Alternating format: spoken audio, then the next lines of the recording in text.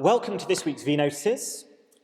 Thank you if you asked a question on this week's Sunday sermon. I will answer that later in the week. In this week's V-Notices, I have just two things to tell you. The first one is about John Pilgrim's funeral. The hearse will be leaving 17 Wingate Road at 10:15 a.m. tomorrow morning. We'll then drive along Wingate Road, down Dundonald Road, and then along the Egbert Road.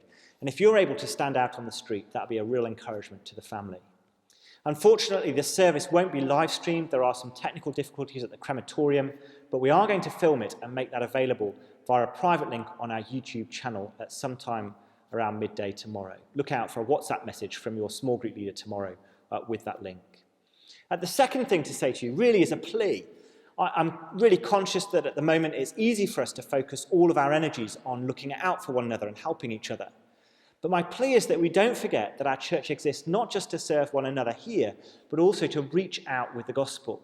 The power and the presence of the Lord Jesus is what makes life joyful and livable and glorious, even amidst the suffering and uncertainty of a global pandemic. It's what gives us hope as we watch the coffin of a dear friend drive past tomorrow. So please be thinking about and praying for your friends who aren't Christians, and think what you could share with them at this time to make them think about who Jesus is and what he has to say to them. To encourage you in that, you will see on our YouTube channel an interview with Dan Rogers telling the story of how he ended up coming to church, how listening to the gospel has changed his life. There's a link at the end of this video and it's on our channel.